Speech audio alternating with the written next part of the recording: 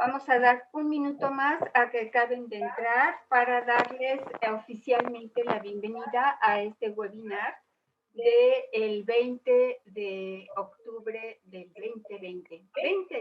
2010-2020, es un número bonito. A ver, se complace de tener esta comunicación con todos ustedes en este webinar que nos hará favor de platicar el licenciado en Educación Especial, Raúl Ramírez Alba. Les voy a comentar un poquito de su currículum.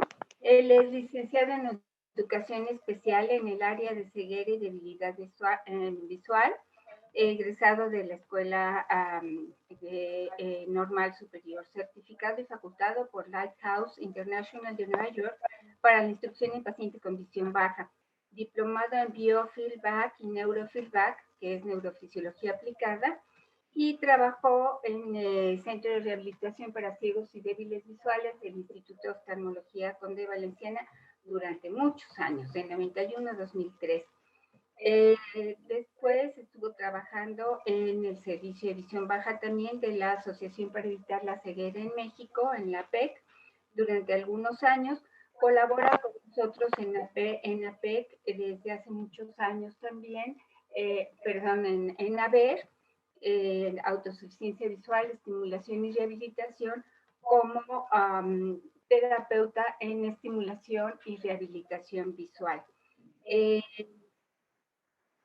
Ha tenido la vocalía para rehabilitación y estimulación en el Centro Mexicano para Visión Baja y actualmente también es maestro adjunto para el Diplomado de Estimulación y Rehabilitación Visual que da a ver, avalado por la Universidad Nacional Autónoma de México. Ha sido ponente en diferentes congresos nacionales e internacionales, así como participado en investigaciones sobre el tema. Y fuera del currículum, déjenme decirles que es un profesional absolutamente dedicado y especialmente un ser humano que sabe tener la empatía con el paciente, con el niño, con los padres del niño, y que hemos estado acompañándolo en estos procesos con pacientes que han tenido muchos años de transcurso en su programa de rehabilitación y de estimulación primero y luego habilitación y en sus integraciones escolares y demás, y hemos visto verdaderos éxitos con ellos y el cambio realmente que puede significar en las vidas de estos niños y en las vidas de toda la familia.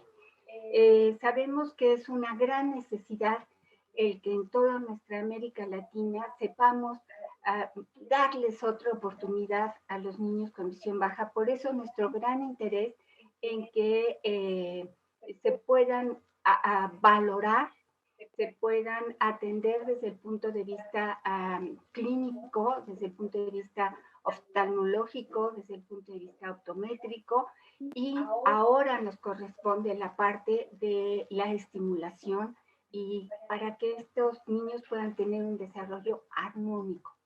Tenemos el gusto de contar también en la preparación de este webinar y posteriormente del curso que daremos y cuya información les daremos al concluir este webinar.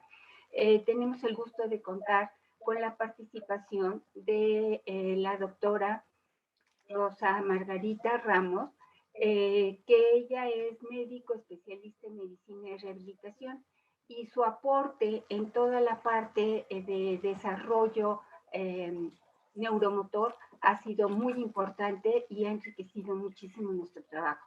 Entonces, Rosa Margarita, si andas por ahí, muchas gracias. Ya cuando sea el curso, daremos tu currículum más ampliamente.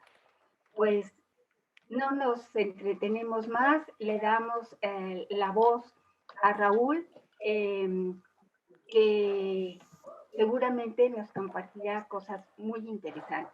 Y al final haremos una pequeña sesión de preguntas y somos todos oídos, Raúl. Adelante. Muy buenas noches, muchísimas gracias, doctora, como siempre, muy agradecido. De manera muy personal, siempre hablo de la doctora Medina como mi maestra, mi mentora, mi segunda madre. Y pues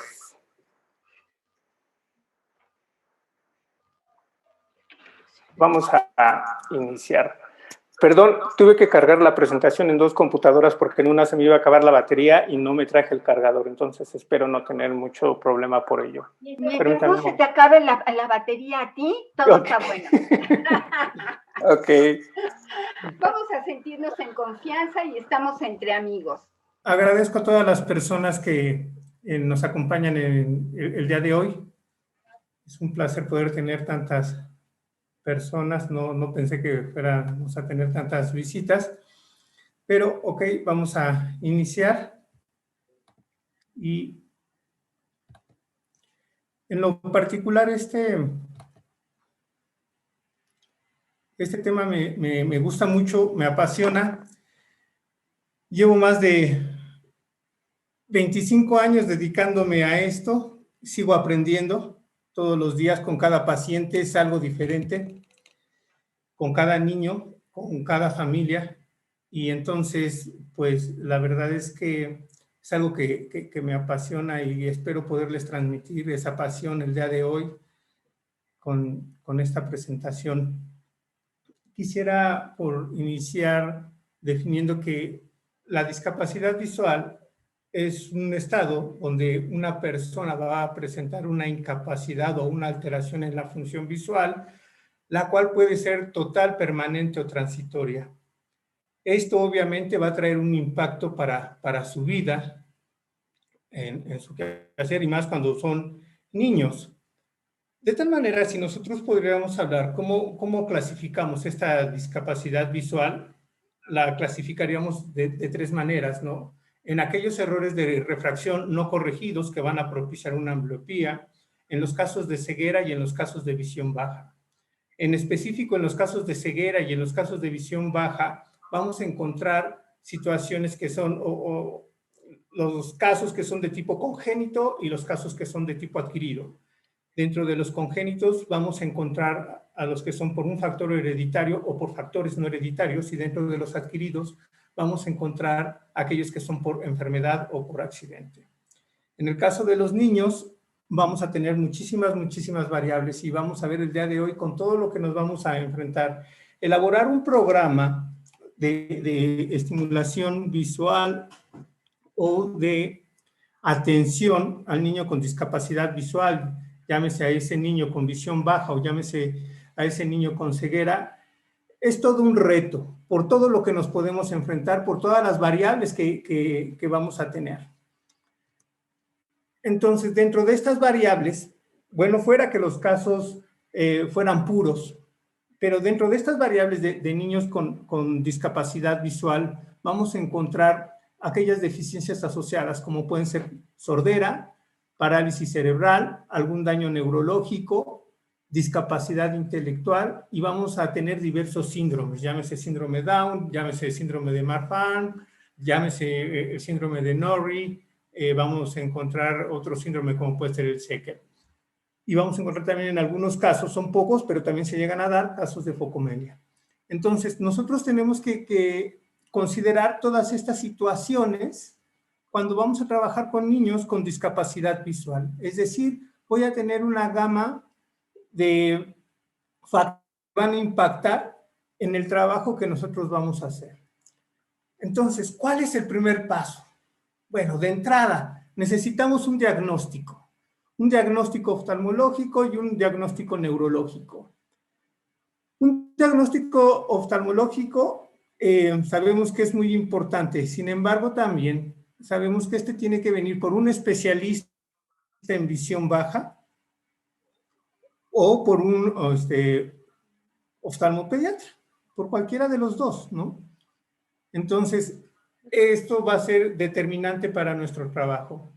Tal vez no en todos los casos vamos a requerir del diagnóstico neurológico, eso también es una realidad, pero sí es algo que nosotros tenemos que tener presente. Sin embargo, algo a considerar en todo esto es que el diagnóstico, y ojo en lo que voy a decir, no me sirve para etiquetar, conocer a qué me voy a enfrentar y por dónde voy a empezar.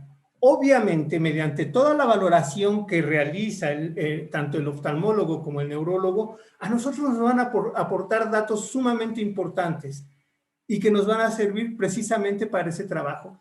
El día de hoy, obviamente no les voy a poder proporcionar toda la información, solamente vamos a ver así como embarraditas, ¿no? Untadas, pero habrá otra oportunidad de cada uno de estos temas de manera más profunda. Ahora, ¿qué debo de considerar? Indudablemente, los antecedentes prenatales, los antecedentes perinatales y los antecedentes postnatales. Esto es otra de los factores que debo de considerar para saber qué es lo que voy a hacer. Solamente ahorita estoy poniendo o estoy dimensionando el escenario, los escenarios que voy a enfrentar con un niño con discapacidad. Y llega el momento clave, el momento en que el oftalmólogo canalizó al niño a un servicio de rehabilitación o de habilitación o de estimulación visual. Y vamos a encontrar nosotros tres posibles opciones. Uno, que solamente tiene una atención. Esta parte es muy importante diferenciar cada una de ellas. Proporcionar una atención es, de pronto llega el caso conmigo, veo todos los antecedentes, veo la valoración del oftalmólogo y determino, porque debo de considerar también si este menor, lo que les decía, viene asociado con otras condiciones de salud, voy a determinar si en realidad me corresponde atenderlo o tengo que hacer una derivación. En ese momento es solamente cuando refiero que hago la atención, solamente proporcioné la atención, puedo hacer en ese momento una orientación, una asesoría o inclusive un acompañamiento, pero me percato que no me corresponde proporcionar esa atención y de eso debo de ser consciente. Dos, en el momento en que me lo está llevando, y vamos a ver factores que se debe de considerar para esto, yo decido si voy a hacer una estimulación o una intervención. Y esto también es muy importante considerar porque estamos hablando de tres cosas distintas. Una atención me puede llevar a realizar una estimulación o me puede llevar a realizar una intervención dependiendo en qué momento nos encontremos. Y luego entonces, vamos a diferenciar esta parte de qué es la estimulación temprana y qué es la intervención temprana. Aparentemente todavía hay ocasiones en que los toman como sinónimos cuando no. Les decía que entonces la estimulación temprana debo de considerar que no es una terapia, ya que estamos haciendo o realizando las actividades para niños sanos. Luego entonces, en el caso de la intervención temprana, vamos a encontrar que la intervención temprana se da tanto en el campo de la salud, de la educación y de las ciencias sociales, principalmente de la psicología, donde se va a realizar un trabajo con niños, con la familia y con la comunidad. Cosa curiosa, y vamos a poner mucha atención en esta parte, que no sucedía en la estimulación temprana. En la intervención temprana nosotros vamos a hacer un trabajo muy cercano con estos tres actores, con el niño, la familia y la comunidad. Obviamente también está dirigido a niños que se encuentran en un periodo de edad entre los 0 y los 6 años. Sin embargo, presentan una condición de salud la cual puede ser transitoria, permanente o total. Nótese, manejo el término condición de salud y no discapacidad. En otro momento habrá la oportunidad de poder discutir un poco este concepto de discapacidad. Siempre lo he dicho, la discapacidad lo hace la sociedad, no la persona. La persona simplemente presenta una condición de salud. Esta puede ser visual, auditiva, motora e inclusive intelectual, pero es una condición de salud, no algo que lo discapacite. Quien lo discapacita somos nosotros como sociedad. Y entonces, esta persona o este niño, al presentar esa condición de salud, va a presentar un trastorno en el desarrollo. Por ende, va a ser un paciente de alto riesgo. Por lo tanto, vamos a necesitar la planificación de un equipo y la intervención de un equipo interdisciplinario o transdisciplinario, los cuales van a realizar acciones muy específicas y deliberadas e intencionadas para minimizar la condición en la que se encuentra este menor. De tal manera que en esta intervención temprana, decíamos, participan 3 áreas. El área de salud, que puede estar conformada por un pediatra, por un oftalmólogo, por un neurólogo, por un médico especialista en rehabilitación, etcétera. En fin, vamos a encontrar ahí en cantidad de especialistas en esta área de salud. En el área de educación van a estar los docentes, va a estar la familia, va a estar el trabajador social, y en el área de servicios va a estar desde el terapeuta en estimulación visual o en rehabilitación visual, el terapeuta físico, el terapeuta ocupacional, el psicólogo, y todos nos vamos a volver entonces actores de la educación. Inclusive el terapeuta del lenguaje tiene aquí un papel que desempeña un rol sumamente importante. Entonces, cuando nosotros realizamos una intervención temprana, tenemos que considerar esto, cómo hay una serie de personas las cuales están participando, ¿no? En este proceso, una serie de actores. Entonces, ahora, ¿cuál es el propósito de esta intervención temprana? ¿Qué es lo que vamos a hacer y cómo lo vamos a hacer? Ok, el propósito es prevenir una situación en específico. Ahí vamos a estar hablando que estamos haciendo una intervención primaria. Y le vamos a dar un tratamiento para evitar, en la medida de lo posible, un daño potencial. Es decir, que la situación que ya existe se vaya a maximizar. Entonces, estamos aquí trabajando en una cuestión de prevención secundaria. Y posteriormente vamos a realizar la habilitación, en este caso del niño. ¿Por qué hablamos de una habilitación y no de una rehabilitación? Porque este menor no tiene los aprendizajes, no tiene aprendizajes previos. Este menor, de hecho, no tiene ningún aprendizaje. Entonces, no podríamos hablar de volver a habilitar, que es lo que se refiere a rehabilitar, sino simplemente estaríamos haciendo una habilitación, donde el sujeto ya va a estar afectado por aquel daño o alteración que ha presentado. Y entonces estaríamos hablando en esta parte de la prevención terciaria. Ahora bien, ¿esto a qué nos lleva? Dentro de toda esta situación, tenemos la participación de la familia, que es sumamente importante. Comentaba yo el otro día en una entrevista precisamente, me hicieron un cuestionamiento. ¿Qué porcentaje tiene la familia vamos a denominarlo de esta manera, de responsabilidad para tener éxito en esta intervención que se haga? Bueno, si hablamos de porcentajes, nosotros sabemos que en un servicio de habilitación o de estimulación visual, nosotros estaríamos haciendo un 30% del trabajo y que de la familia depende el poder realizar ese 70% del trabajo, porque a final de cuentas, dentro de un área de habilitación o de rehabilitación, nosotros solamente lo vamos a ver 1 o 2 veces por semana. Y si eso lo cuantificamos en horas, pues estamos hablando de 2 horas máximo. Si nosotros vemos el total de horas que este niño está en casa con su familia, pues vemos que entonces ellos son el eje medular, la parte principal para poder tener éxito en el trabajo con este menor.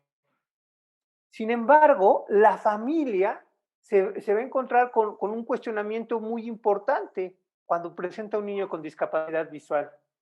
¿Y ahora qué hago? ¿Qué hago con este niño, no? Entonces, esta familia requiere de asesoramiento, requiere de información y requiere de un apoyo específico y necesario, ¿no? De ahí que entonces, para que nosotros hagamos un trabajo efectivo, tenemos que tener una actitud y hacer una intervención positiva para que la familia pueda potenciar esa misma dinámica y pueda tener un impacto positivo en su hijo. Entonces, en esta parte de la participación de la familia, nosotros tenemos que considerar las reacciones de los padres, su personalidad, la comprensión y conocimiento que tengan sobre la discapacidad visual que está presentando su hijo, ver las cosas favorables o perjudiciales que pueden existir. En la mayoría de los casos sabemos que se va a manejar una negación de la situación.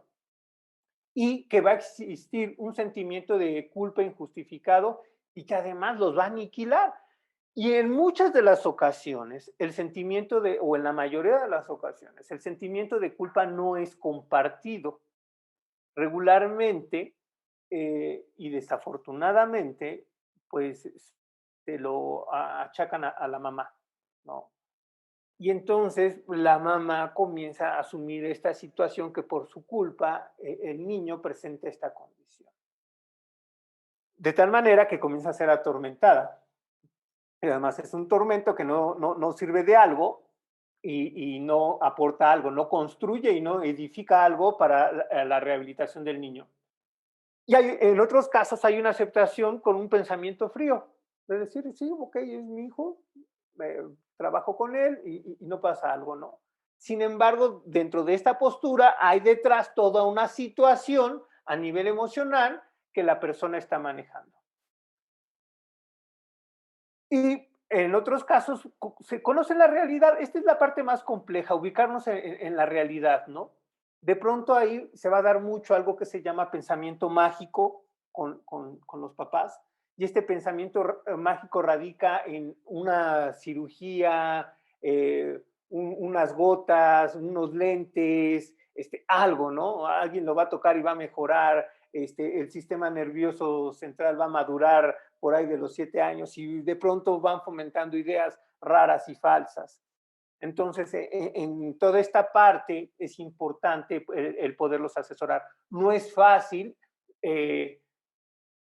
trabajar esta situación con la familia, ¿no? Porque al final de cuentas sí es algo, un niño con discapacidad visual o con cualquier condición de salud, en realidad equivale a tener 3 o 4 hijos por la demanda que te tiene, ¿no? Entonces se vuelve una situación sumamente compleja. Y vamos a encontrar otra situación. Las actitudes negativas que se puedan presentar en la familia. Puede ser el papá, puede ser la mamá, pueden ser ambos, ¿no? Lo que decíamos, lo primero que encontramos va a ser una negación. Algo que se va a dar de manera frecuente y de manera constante es la sobreprotección. Y esta sobreprotección viene precisamente por ese sentimiento de culpa. Y además lo ve cómo estoy percibiendo a mi hijo como un ser incapaz de poder aprender. Entonces se comienza a dar esa sobreprotección y la sobreprotección sabemos que no nos va a permitir que el menor pueda potenciar esas capacidades, habilidades o destrezas que tiene. Y va a haber en otros de los casos un rechazo manifiesto hacia el niño. Hay padres que se desentienden de la situación y dicen, yo me voy a trabajar y ahí te dejo al niño. Y adiós, bye. Y es cosa tuya ver cómo lo resuelves, ¿no?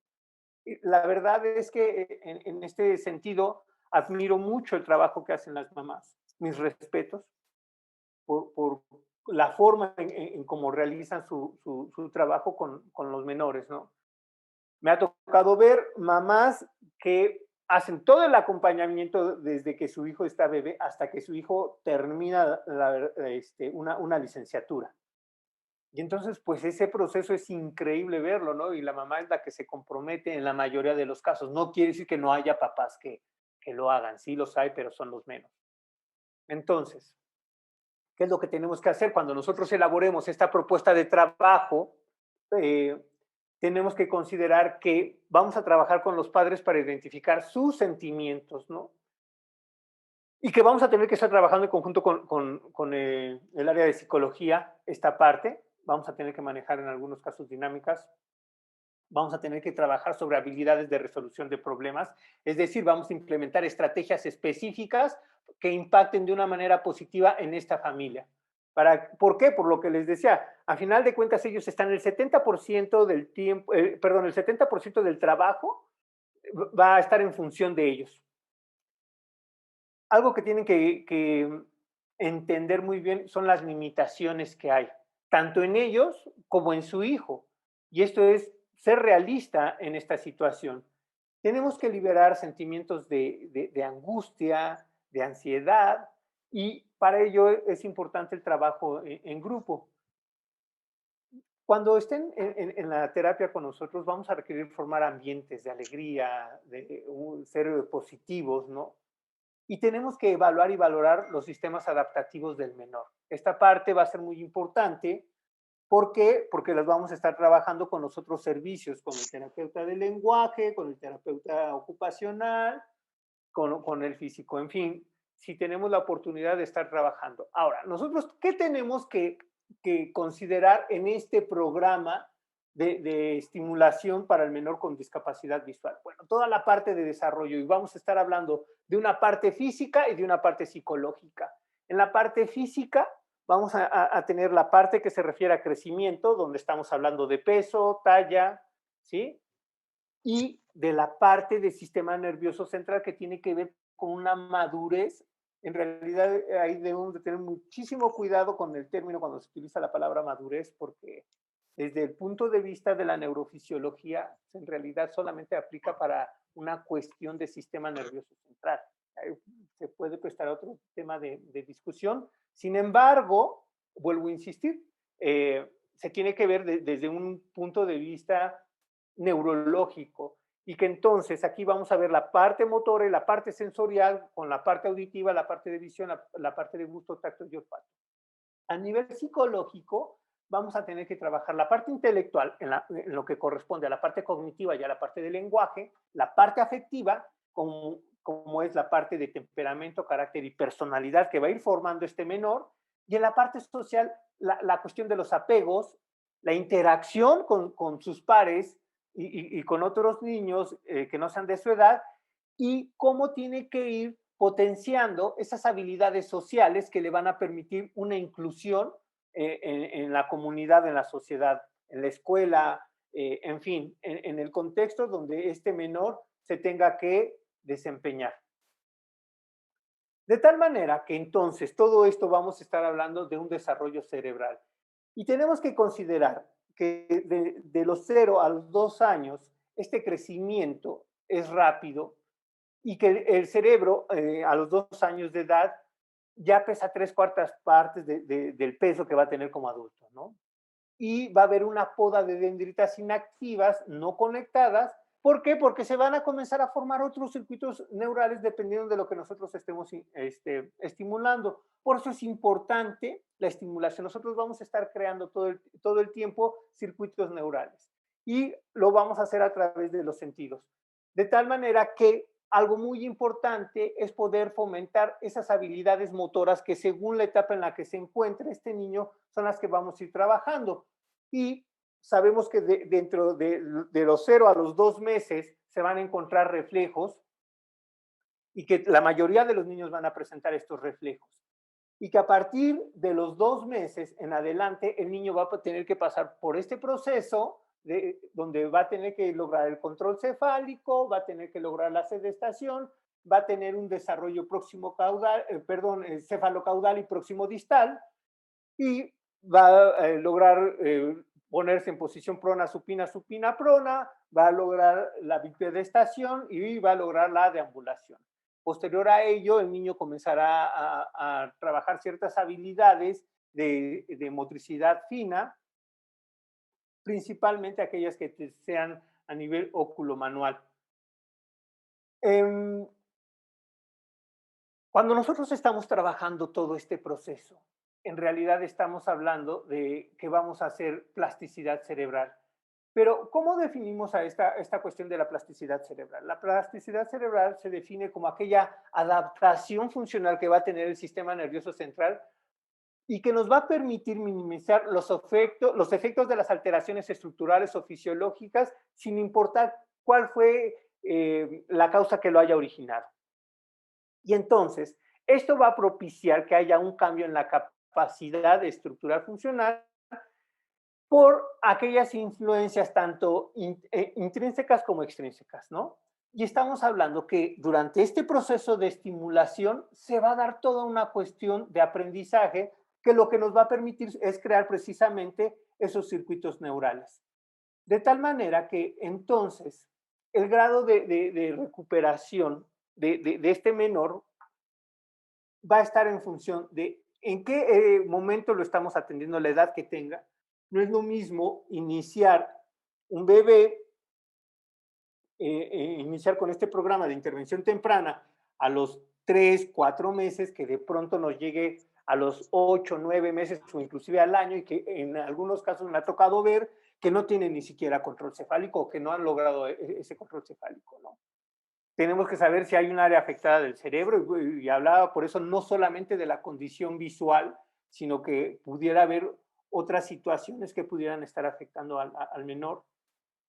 Y entre más rápido se haga una intervención temprana, vamos a favorecer mejor ese desarrollo del niño, porque además a nivel de cerebro vamos a estar reorganizando o creando los circuitos para que se dé esa reorganización estructural, ¿no?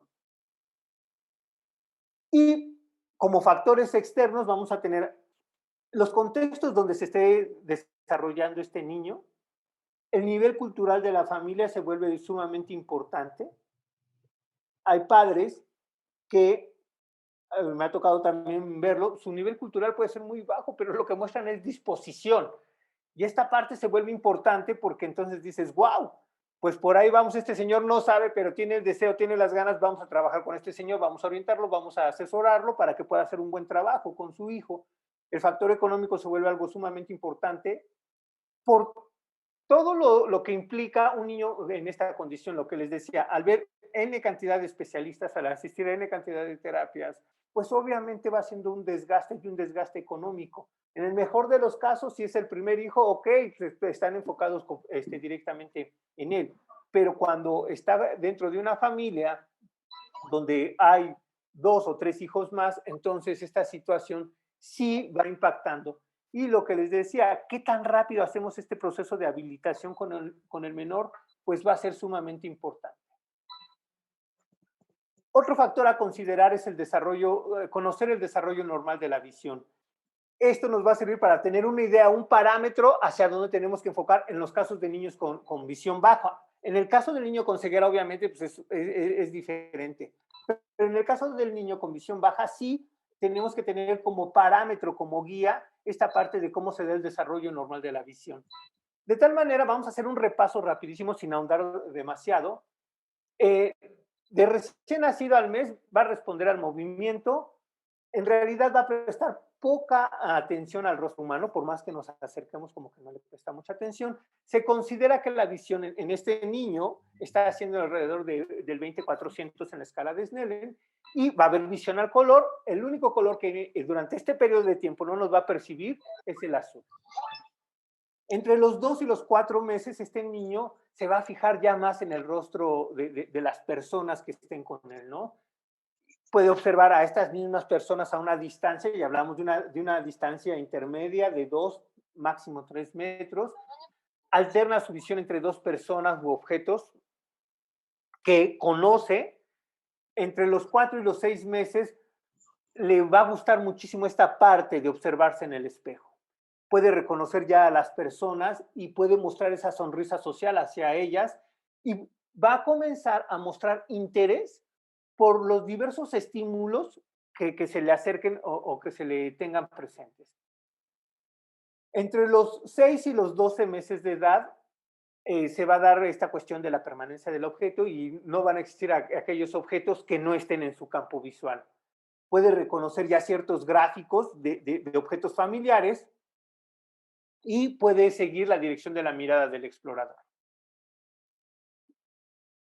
Otras conductas visuales que vamos a observar a esta edad es que puede responder a las expresiones faciales de los padres, puede dirigir la mirada hacia las personas o a los objetos familiares en respuesta a una palabra, y puede dirigirse hacia un objeto y luego indicarle a la madre que lo quiere, aunque solamente imita un sonido gutural. Entonces, a grosso modo, estas serían las respuestas que tenemos a nivel visual, ¿no? De recién nacido al año de edad. Ahora sí, bueno, ¿qué es lo que vamos a hacer? Tenemos que estimular la parte visual en los casos del niño con visión baja. Tenemos que estimular las áreas motriz, cognitiva, de lenguaje y social. Y a nivel de estimulación visual, que es lo que nos interesa mucho, ¿qué es lo que vamos a hacer? Bueno, tenemos que considerar que esta estimulación visual va a ser un conjunto de actividades y ejercicios que nos va a permitir favorecer la capacidad de ver. ¿Qué quiere decir esto? O en otras palabras, le vamos a enseñar a ver al niño con visión baja. Este niño tiene una visión funcional, no nos interesa si es mucha o poca, lo que vamos a hacer es que ese niño pueda utilizar esa visión para cuestiones de desarrollo de la forma más eficientemente posible. Les puedo comentar que me ha tocado ver casos de retinopatía de prematuro grados 4 y 5, donde hay un DR total y que solamente quedan ciertas áreas de retina adherida. Así que cuando tú te pones a estimular esas áreas, vas a encontrar una respuesta. No es en todos los casos, dependiendo de dónde haya quedado esas áreas adheridas y qué tanta respuesta estén teniendo hacia los estímulos. Pero sí les puedo presentar en otro momento 4 o 5 casos de niños con retinopatía del prematuro grados 4 y 5 que han tenido estimulación visual y se ha dado una buena respuesta. No quiere decir esto que se va a dar en todos los casos. Quiere decir por eso que es importante hacer los programas de estimulación para saber hasta dónde y si realmente estamos obteniendo una respuesta. Y obviamente lo más importante en estos programas de estimulación es fomentar el aprendizaje visual, ¿no? No es lo mismo que un niño aprenda viendo que un niño aprenda tocando, oliendo, chupando y sintiendo. O sea, obviamente, pues eso sí nos da toda una variación de la situación. ¿Qué es lo que hacemos inicialmente en los casos de niños con visión baja? Bueno, vamos a trabajar ejercicios de fijación, vamos a hacer ejercicios de divergencia, de convergencia, vamos a trabajar el seguimiento, el rastreo con estos estímulos luminosos. Podemos utilizar directamente las lámparas o barras luminosas de colores luz blanca. Después de un periodo de tiempo no es tan conveniente que estos niños estén utilizando tanto tiempo la luz blanca porque llega un momento en que ya no le hacen caso, o sea, ya no les llama tanto la atención, ¿no?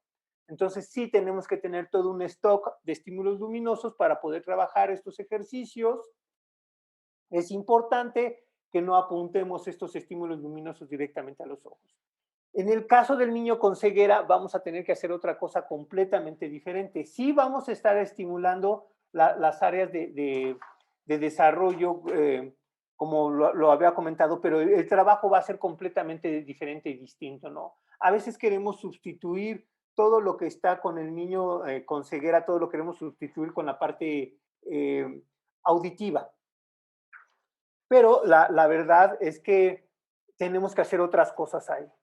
Un niño con ceguera puede tener un gran potencial siempre y cuando se trabaje. Y sí, se va a tener que trabajar todavía muchísimo más en el niño con ceguera para que pueda potenciar las capacidades motrices que tiene. En la mayoría de los casos del niño con ceguera, muchas veces cuando se logra que el niño camine, como que nos quedamos hasta ahí, ¿no? No importa si no lo hace de una forma eficiente, no importa si tiene una serie de alteraciones a nivel postural, como que dicen, bueno, eso ya no importa, ya logramos que caminara y era lo que nos interesaba. No, siempre tenemos que buscar la parte de la eficiencia. Un niño con ceguera bien estimulado, podemos lograr que pueda tener una buena postura y que esa ceguera no sea tan notoria a nivel motor, siempre y cuando lo trabajemos, ¿no? Entonces, sí hablamos de dos situaciones diferentes para trabajar tanto en el niño con visión baja como con el niño con ceguera. Regresando un poco en los casos del niño con visión baja y cómo estamos utilizando estos estímulos luminosos, posterior a que ya logró la fijación, el seguimiento, el rastreo, tenemos que trabajar la proyección de la luz hacia la pared para que el niño se muestre esta inquietud por buscarla, por seguirla, ¿no? Por tocarla. Y después vamos a hacer la proyección hacia los objetos, es decir, el niño comienza a aprender y a entender que donde hay luz hay algo, ¿no? Hay un objeto, puede estar la mamila, puede estar la sonaja, pueden estar las llaves, puede estar la mordedera, puede haber algún objeto que sea de su agrado. Y entonces lo que vamos haciendo con esto es despertar en el niño el interés por los diversos estímulos visuales con los que se va a ir encontrando. Es importante para lograr esto el poderlo trabajar en cuarto semioscuro. Y lo que les decía, algo importante, porque la parte neurológica, y aquí viene nuevamente, debemos de tener muchísimo cuidado porque si este niño presenta una condición neurológica que le propicie crisis convulsivas, pues cuidado, porque no podemos utilizar esos estímulos luminosos tan fácilmente. Entonces, no es bueno, por eso no es bueno trabajarlo completamente en un cuarto oscuro. Siempre vamos a buscar que el cuarto sea semioscuro. Hay por ahí una anécdota que nos sucedió hace muchísimo tiempo, la doctora Medina la recuerda mucho, donde comenzamos a trabajar con estímulos luminosos con el menor y de pronto se presentó una crisis convulsiva, pero no del niño, sino de la mamá. Entonces, bueno, hasta en eso tenemos que tener cuidado y tenemos que tenerlo presente, ¿no? Entonces, como les comentaba, tenemos N cantidad de factores y de variables. Ahora, hay una relación sumamente estrecha entre lo que es el cerebro y los ojos y se van a dar una serie de funciones visuales muy complejas. Cuando nosotros estemos trabajando con este programa de estimulación, donde vamos a tener que estimular todas las áreas de desarrollo, donde vamos a tener que trabajar con los padres, donde vamos a tener que crear y trabajar las cuestiones de accesibilidad, todas las cuestiones que hay que hacer de adaptación en el ambiente, bueno, vamos a considerar que estamos trabajando con algo muy importante, con algo que se llama percepción visual. Y que desde el punto de vista de la fisiología se considera que esta percepción visual no es otra cosa más que una síntesis de una imagen coherente, una síntesis que realiza el encéfalo de una imagen coherente, ¿no? Entonces, ¿a qué se refiere? Va a ser una interpretación de lo que está viendo. Esta parte de la percepción visual es sumamente compleja. En otro momento abriremos un curso donde vamos a hablar específicamente de qué es esto de la percepción visual y de todo lo que conlleva la percepción visual, porque es todo un trabajo que realiza el cerebro. Otra de las cosas que vamos a trabajar con los niños con visión baja son las funciones visuales. Y estas funciones visuales, estamos hablando de las funciones ópticas, de las funciones óptico-perceptivas y de las funciones perceptivas visuales. Se van a ir dando de manera conjunta, no se trabajan de manera individual, eso es importante entenderlo también, porque las ponemos de manera separada para su estudio, para su entendimiento, para saber qué es lo que estamos trabajando, pero ya en un proceso de estimulación visual las estamos trabajando en conjunto en realidad, ¿no? Y por último, tenemos que considerar esos programas de estimulación visual, que es en lo que nos vamos a enfocar, y que van a tener un fuerte impacto en el desarrollo del niño. Dentro de los programas que más me ha tocado trabajar, está el programa de Natalie Barraga, está el programa de caja de luces de Lightbox, está el VAPCAP, que es muy bueno para niños que presentan alteración en el desarrollo, que presentan multidiscapacidad, que presentan discapacidad intelectual y discapacidad visual, que presentan discapacidad auditiva y discapacidad visual. Pero sí es importante poder revisar de una manera más profunda cada uno de estos programas. Pues hasta aquí el día de hoy les comparto solamente esto, solamente es una untadita de lo que vamos a tener la oportunidad de ver posteriormente en un curso donde vamos a ahondar en todos estos temas y vamos a hablar de cosas más específicas y en concreto. Doctora Medina, como siempre, muchísimas gracias. Muchas gracias, Raúl. Sí, tips que nos has dado, yo creo que a todos nos pueden ayudar para empezar o continuar con nuestros trabajos con los niños con discapacidad visual. Y sabemos que cada día podemos aprender un poquito más. Y cada día podemos compartir un poco más de la experiencia que hemos tenido y de un poquito de información que hemos ido adquiriendo a lo largo de este camino. Por eso los queremos invitar a nuestro siguiente curso, que es Importancia en la Intervención Temprana en Niños con Discapacidad Visual, que será los jueves 5, 12 y 19 de noviembre, con un horario de las 7 a las 21:30 horas, en donde se les hará llegar este flyer en donde se darán los temas de crecimiento y desarrollo psicomotor y neurológico y su exploración, funciones y habilidades visuales, alteraciones en el desarrollo neurológico, importancia de la participación de la familia e intervención temprana exitosa y programa de estimulación, que será de un modo teórico práctico. Están invitados todos a participar en él. Nuestros ponentes serán Raúl Ramírez Alba y la doctora Rosa Margarita Ramos Almaraz, y estamos abiertos a sus opiniones, a sus contactos, a lo que podamos apoyarlos para que lleven a cabo todas estas actividades. Nos encanta que de diferentes países y de diferentes lugares de nuestro mismo país estén con nosotros y nos hayan acompañado. ¿Tienes 5 minutos para alguna pregunta, Raúl? Claro que sí, doctora, con muchísimo gusto. ¿Alguna pregunta, chicos, chicas? Sí, doctor. Hola, ¿cómo estás, Olga? Hola, muchas felicidades, Raúl. La verdad es que Gracias. fue muy especial la información. Te felicito mucho. Gracias. Y mi pregunta sería, ¿cuál ha sido el mayor reto que has tenido hasta ahorita, ya que te has enfrentado a discapacidades que son combinadas? Pues yo creo que todos los casos son un reto, no hay uno que puedas decir uno es más y otro es menos. En lo particular, a mí me gustan los casos que son más complejos y precisamente estos que puedan venir con una condición determinada, porque son aquellos que te demandan, es así como, ok, como esto lo tenemos, le tenemos que dar una respuesta, ¿no? Los casos de retinopatía del prematuro a mí me apasionan porque te estás encontrando con una condición neurológica, te vas a encontrar a un niño que puede presentar ceguera o que puede presentar visión baja y que puede presentar discapacidad intelectual o que puede presentar trastorno de déficit de atención e hiperactividad. Y se vuelven todo un desafío, ¿no? Entonces, creo que cada caso es particular para mí, cada caso es un reto y es una oportunidad para aprender, es una oportunidad para trabajar.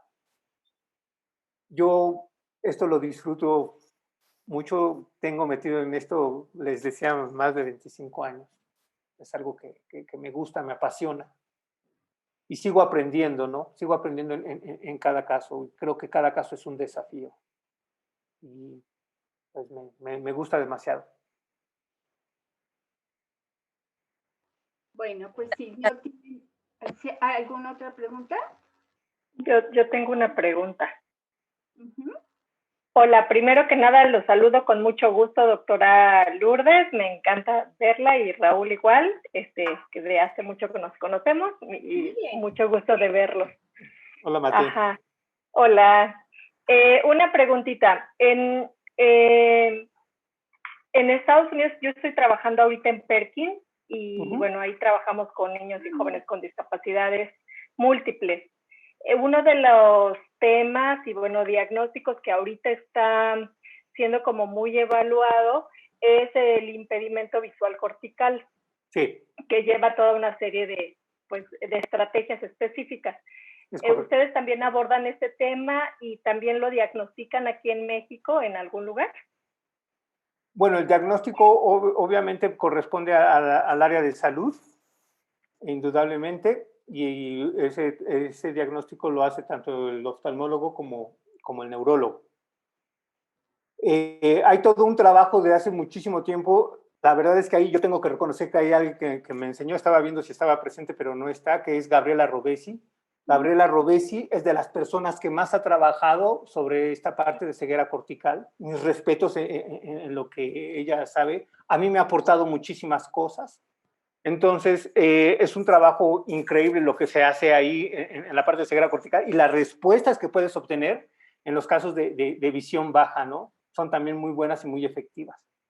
Pero ahí sí hay un trabajo específico que tienes que realizar, ¿no? Y ahí se puede dar todo un programa específico para los casos de ceguera cortical. Caja de luz te ayuda muchísimo para los casos de ceguera cortical, ¿no? De hecho, está mucho del trabajo que se realiza con el Lightbox tiene que ver para los casos de ceguera cortical.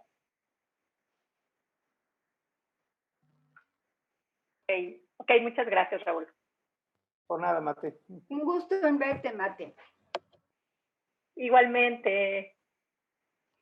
Bueno, como ven en el chat, hay una invitación para visitar la página web y el Facebook, y nos ponemos a sus órdenes en los correos de Contacto a Ver y Comunicación a Ver, y a través de sus correos les estará llegando toda la información del próximo curso.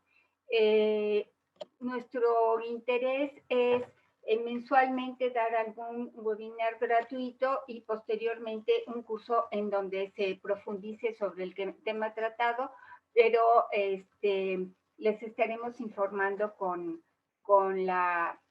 el tiempo oportuno.